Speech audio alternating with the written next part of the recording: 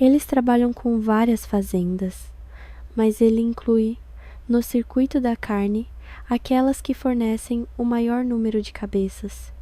Antes trabalhavam com o incubatório Guerreiro Iraola, mas o produto perdia qualidade.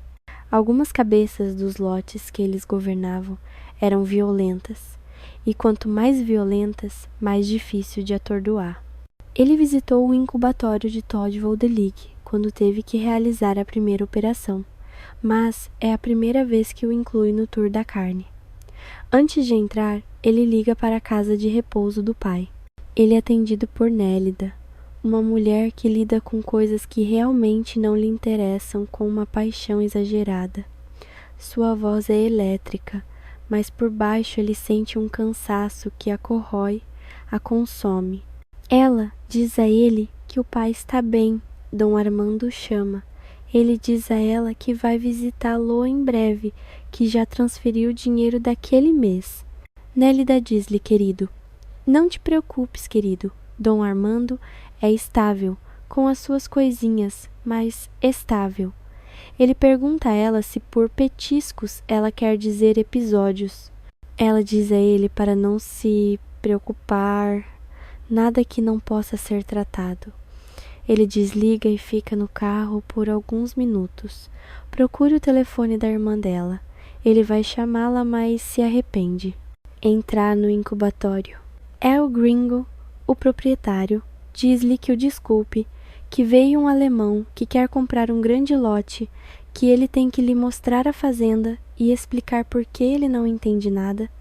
É novo no negócio, que ele se apaixonou de uma vez, que não teve tempo de avisá-la.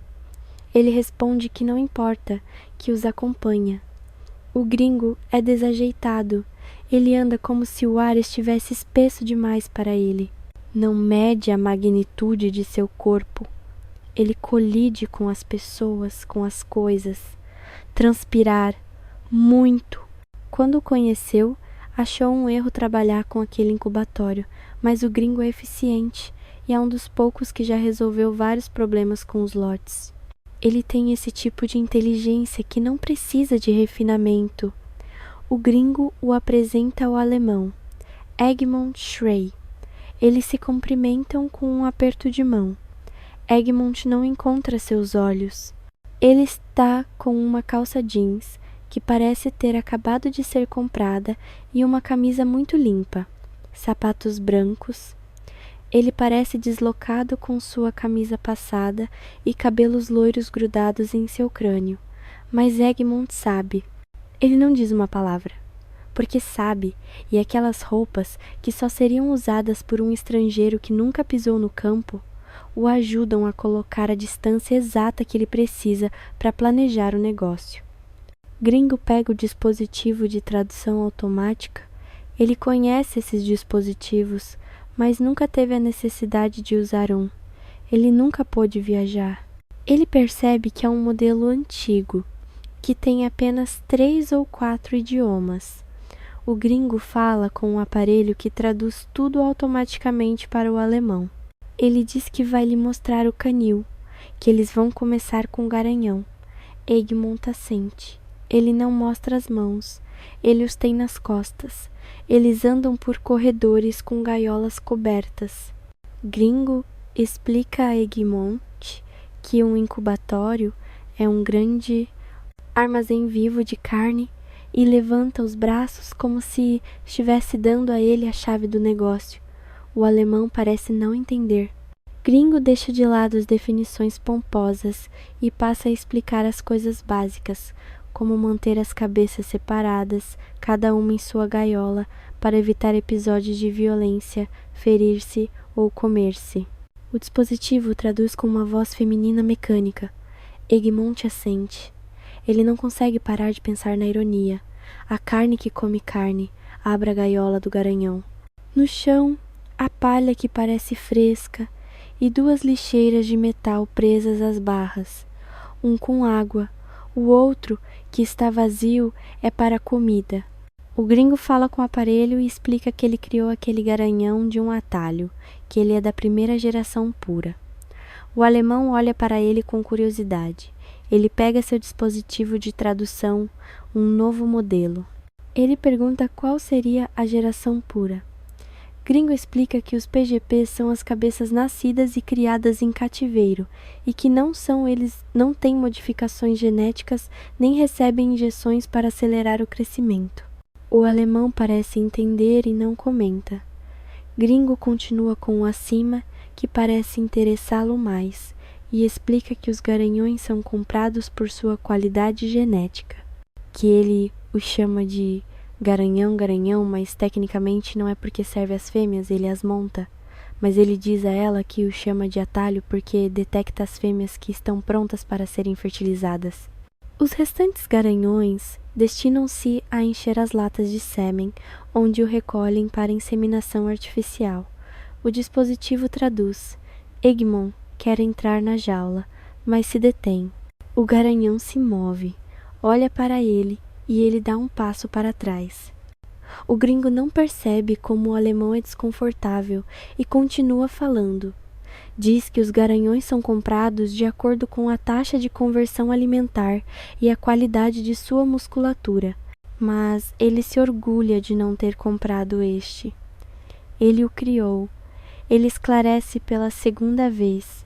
Ele explica como a inseminação artificial é fundamental para evitar doenças e como possibilita a produção de lotes mais homogêneos para as plantas processadoras, entre muitos outros benefícios. Gringo pisca para o alemão e termina dizendo: só vale o investimento se você estiver lidando com mais de 100 cabeças, porque estamos falando de muito dinheiro para manutenção e pessoal especializado. O alemão fala com o aparelho e pergunta para que eles usam o garanhão, então, que não são porcos ou cavalos, eles são humanos, e por que o garanhão os monta, que ele não deveria, que é anti-higiênico. A voz de um homem traduz, parece mais natural do que a voz da mulher. O gringo ri um pouco desconfortável. Ninguém os chama de humanos, não aqui, não onde é proibido. Não, é claro que eles não são porcos, embora geneticamente sejam bem parecidos, mas eles não carregam o vírus. Então fique em silêncio. A voz na máquina racha. O gringo analisa. Ele bate um pouco e começa. Este macho é capaz de detectar quando uma fêmea está no cio silencioso e a deixa em ótimas condições para mim. Percebemos que quando o garanhão monta em uma fêmea, ela fica mais disposta a ser inseminada. Mas ele fez uma vasectomia, então não pode engravidá-la. Temos que ter controle genético. De qualquer forma, ele é examinado regularmente. Ele está limpo e vacinado. Ele vê a forma como o espaço se enche com as palavras do gringo. São palavras leves, não pesam nada. São palavras que ele sente misturadas com outras incompreensíveis, as palavras mecânicas ditas por uma voz artificial, uma voz que não sabe que todas essas palavras podem escondê-lo, até sufocá-lo. O alemão olha silenciosamente para o garanhão e há algo como inveja ou admiração em seus olhos. Ele ri e diz: esse cara não leva uma vida tão ruim. A máquina traduz. O gringo olha para Egmont com surpresa e ri para esconder a mistura de irritação e nojo que sente. Enquanto observa ele gringo responder a Egmont, ele vê como as perguntas surgem e ficam entupidas no cérebro do homem. Como Egmont é capaz de se comparar a uma cabeça? Como ele poderia querer ser um deles, um animal? Após um longo e incômodo silêncio, o gringo responde: é de curta duração. Quando o garanhão não serve mais, ele é enviado para a usina de processamento como os outros. O gringo continua falando como se não houvesse outra opção. O dono de Todd Voldelic está nervoso. Gotas de suor escorrem por sua testa e são sustentadas, apenas um pouco, nas cavidades de seu rosto. Egmont pergunta se as cabeças falam. Ele está surpreso por estar tão quieto. O gringo diz-lhe que estão isolados em incubadoras desde pequenos e mais tarde em jaulas. Ele diz que suas cordas vocais são removidas para que sejam mais fáceis de controlar. Ninguém quer que eles falem, porque a carne não fala. diz ele. Eles se comunicam, mas com linguagem simplificada. Sabemos se são frios, quentes, o básico. O garanhão coça um testículo. Em sua testa, um T e um V entrelaçados foram marcados com ferro quente. Ele está nu, como todas as cabeças em todos os centros de criação. Seu olhar é opaco, como se por trás da impossibilidade de proferir palavras espreita a loucura. Ano que vem vou mostrá-lo na sociedade rural, diz Gringo com voz triunfante, e ele ri e soa como um rato arranhando uma parede.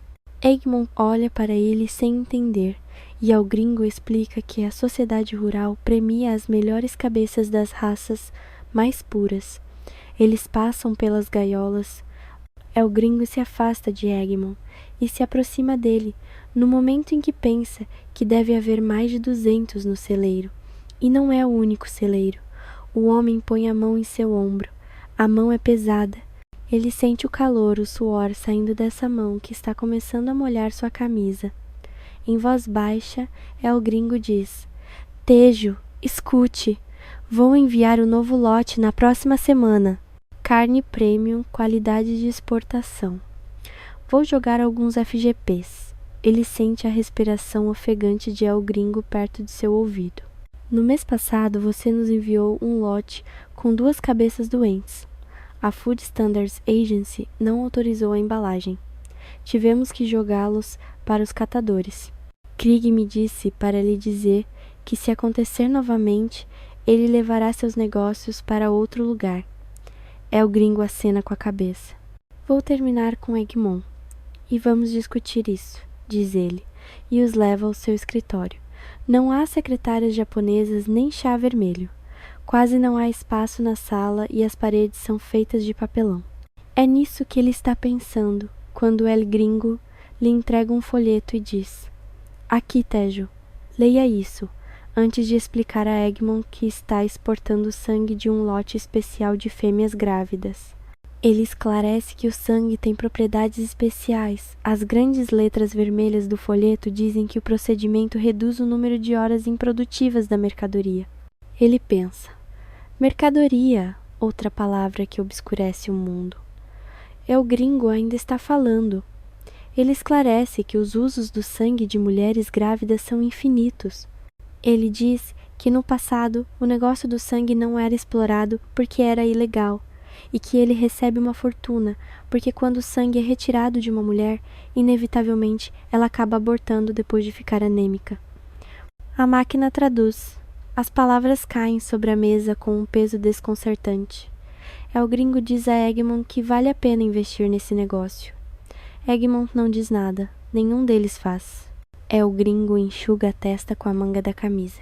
Eles saem do escritório. Eles passam pelo setor leiteiro. As máquinas estão aspirando os úberes das fêmeas. É assim que El Gringo os chama. E no dispositivo ele diz: o leite desses úberes é de alta qualidade.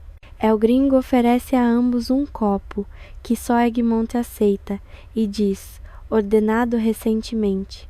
Ele explica que essas fêmeas são ariscos e têm uma vida produtiva curta. Eles ficam estressados com facilidade, e quando não estão mais em uso, sua carne tem que ser enviada para a planta de processamento que abastece a indústria de fast food. Assim, ele pode maximizar o lucro. O alemão acena e diz: sehr schmackhaft, e a máquina traduz: muito saboroso. No caminho para a saída, eles passam pelo celeiro, onde são mantidas as fêmeas fecundadas. Alguns estão em gaiolas, outros deitam-se em mesas. Eles não têm braços ou pernas. Ele desvia o olhar. Ele sabe que em muitos centros de reprodução é prática comum mutilar as fêmeas grávidas que matam seus fetos batendo seus estômagos contra as barras de sua gaiola ou não comendo, fazendo o que for preciso para evitar que seus bebês nasçam e morram em uma planta de processamento. Se eles soubessem, ele pensa. El Gringo acelera o passo e diz coisas a Egmont, que não vê as fêmeas grávidas nas mesas. O celeiro adjacente abriga as crianças em suas incubadoras. O alemão para olhar as máquinas. Ele tira fotos. Tejo, diz El Gringo, aproximando-se dele, seu suor pegajoso exalando um odor enjoativo. O que você me contou sobre o FSA é preocupante. Amanhã telefonarei aos especialistas para que venham examinar as cabeças. Se você conseguir um que precise ser descartado, me avise e eu o descontarei. Os especialistas estudaram medicina, ele pensa, mas quando o trabalho deles é examinar os lotes no centro de criação, ninguém os chama de médicos. Outra coisa, gringo, você vai ter que parar de economizar nos caminhões de transporte. No outro dia, 2 chegaram meio mortos. El Gringo acena com a cabeça. Ninguém espera que eles viajem na primeira classe, mas não os empilhe como sacos de farinha porque eles desmaiam ou batem a cabeça, e se morrerem, quem paga? E também eles se machucam e os curtumes pagam menos pelo couro. O chefe também não está feliz com isso. Ele dá a El Gringo a pasta de amostras do Sr. Urami. Você terá que ser especialmente cuidadoso com as peles mais claras. Vou deixar esta pasta com você por algumas semanas, para que você possa dar uma boa olhada no valor de cada amostra e tratar as skins mais caras com cuidado extra. El Gringo fica vermelho. Ponto tomado, não vai acontecer novamente. Um caminhão quebrou e eu os empilhei um pouco mais do que o normal para receber o pedido. Eles andam por outro celeiro. El Gringo abre uma das jaulas. Ele tira uma mulher com uma corda em volta do pescoço. Ele abre a boca dela. Ela parece fria, está tremendo. Olhe para este conjunto de dentes. Perfeitamente saudável, diz El Gringo. Ele levanta os braços e abre as pernas. Egmont se aproxima para dar uma olhada. El Gringo fala na máquina. É importante investir em vacinas e medicamentos para mantê-los saudáveis. Muitos antibióticos. Todas as minhas cabeças têm seus papéis em dia e em ordem. O alemão olha para ela de perto. Ele anda ao redor, se agacha, olha para os pés dela, abre os dedos dos pés. Ele fala no dispositivo, que traduz: ela é da geração purificada? El Gringo reprime um sorriso. Não, ela não é a geração pura. Ela foi geneticamente modificada para crescer muito mais rápido e complementamos isso com alimentos especiais e injeções. Mas isso muda o sabor dela? A carne dela é bem saborosa. Claro, o FGP é carne de alta qualidade, mas a qualidade dessa carne é excelente. El Gringo pega um dispositivo que parece um tubo. Tejo está familiarizado com isso. Ele usa na planta de processamento. El Gringo coloca uma extremidade do tubo no braço da fêmea. Ele aperta um botão e ela abre a boca de dor. Deixa uma ferida não maior que 1 milímetro em seu braço, mas sangra. El Gringo gesticula para um funcionário, que se aproxima para fazer um curativo no ferimento. Dentro do tubo há um pedaço de carne do braço da fêmea. É esticado e muito pequeno, não maior que meio dedo. El Gringo entrega-o ao alemão e diz-lhe para experimentar. O alemão hesita, mas depois de alguns segundos ele tenta e sorri. Muito gostoso, não é? E o que você tem lá é um pedaço sólido de proteína, diz El Gringo na máquina, que traduz. O alemão assente. Isso é carne de primeira, Tejo, diz El Gringo em voz baixa, aproximando-se dele. Se você nos enviar uma cabeça ou 2 com carne dura, eu posso cobrir você. O chefe sabe que os atordoantes podem escorregar quando atacam, mas não há como brincar com a FSA. Certo, claro. Antes aceitavam suborno quando eram porcos e vacas. Mas hoje, esqueça. Você tem que entender que eles são todos paranoicos por causa do vírus. Eles farão uma reclamação contra você e fecharão sua fábrica. El Gringo acena com a cabeça. Ele pega a corda e coloca a fêmea na gaiola. Ela perde o equilíbrio e cai no feno. O cheiro de churrasco está no ar. Eles vão para a área de descanso, onde os lavradores estão assando uma costela de carne em uma cruz. El Gringo explica a Egmont que eles estão preparando desde as 8 da manhã. Então derrete na boca e que os caras estão prestes a comer um cabrito. É a carne mais tenra, só tem pouca, porque um cabrito não pesa tanto quanto um bezerro. Estamos comemorando porque um deles virou pai, e explica. Quer um sanduíche? Egmont acena com a cabeça, mas ele diz que não, e os outros dois olham para ele com surpresa. Ninguém recusa esta carne. Comê-la pode custar o salário de um mês. El Gringo não diz nada porque sabe que suas vendas dependem da quantidade de cabeças que a usina de processamento Krieg compra. Um dos lavradores corta um pedaço de carne de cabrito e faz 2 sanduíches. Ele adiciona um molho picante que é de cor laranja avermelhada. Eles caminham até um pequeno celeiro. El Gringo abre outra jaula e gesticula para eles se aproximarem. Ele diz na máquina: comecei a criar cabeças obesas.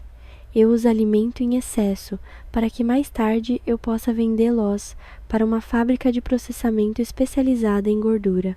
Eles fazem tudo, até bolachas gourmet. O alemão se distancia um pouco para comer seu sanduíche. Ele faz isso curvado, não querendo manchar suas roupas. O molho cai muito perto de seus tênis. El Gringo se aproxima para lhe dar um lenço, mas Egmont gesticula para mostrar que está bem, que o sanduíche está bom. Ele fica ali comendo. Gringo, eu preciso de pele negra. Na verdade, estou apenas negociando para trazer muita coisa da África, Tejo. Você não é o primeiro a fazer um pedido. Vou confirmar o número de cabeças mais tarde. Aparentemente, algum designer famoso está fazendo roupas com couro preto agora, e a demanda vai disparar neste inverno. Está na hora dele ir embora. Ele não aguenta mais a voz de El Gringo. Ele não suporta a forma como as palavras do homem se acumulam no ar. Eles passam por um celeiro branco que é novo, que ele não viu ao entrar. El Gringo aponta para ele e fala na máquina, dizendo que está investindo em outro negócio e vai criar cabeças para transplante de órgãos. Egmont se aproxima e parece interessado. El Gringo dá uma mordida em seu sanduíche e, com a boca cheia de carne, diz: eles finalmente aprovaram a lei. Exigirá mais licenças e inspeções, mas é mais lucrativo. Mais um bom negócio para investir. Ele não quer mais ouvir as palavras de El Gringo e se despede. O alemão está prestes a apertar sua mão, mas se detém quando vê que há óleo do sanduíche nela. Ele faz um gesto de desculpas e diz baixinho: Entschuldigung, e depois sorri. A máquina não traduz. Do canto da boca, o molho de laranja cai lentamente e começa a pingar em seu tênis branco.